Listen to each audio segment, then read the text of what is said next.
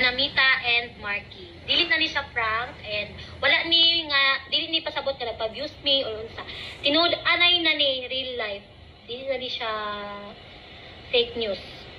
Dili po ni siya damgo. Real life na gyud ni siya. Seryoso ra kayo. Sige.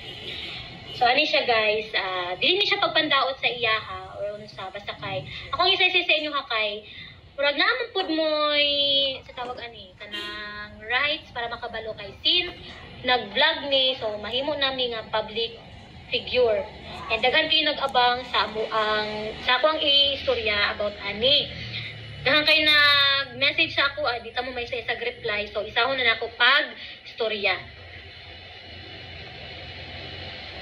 So ano siya guys 10 years na ni Marky nga nag-uyab tapos 2 years ni live-in. Ako iyang kauban sa pagsugod niya.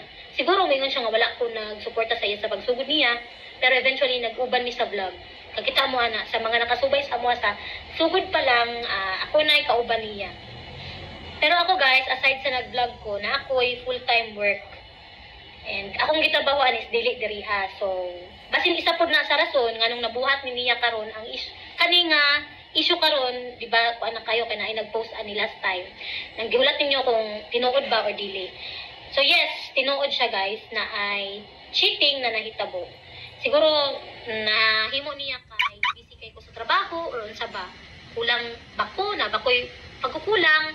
Pero ko, dili ko perfect. Maldita jud ko. Pero kung mayroon tanga sa pagigugma sa iyaha, sobra-sobra ako pagigugma jud sa iyaha, as in sobra. Ambot lang kung maka-gets mo kaning mga babae diri nga nag-sobra pud ang paghigugma. Dili man gyud ta dayon babae mo buhi. Dili tayo ta mo buhi sa tinuod lang.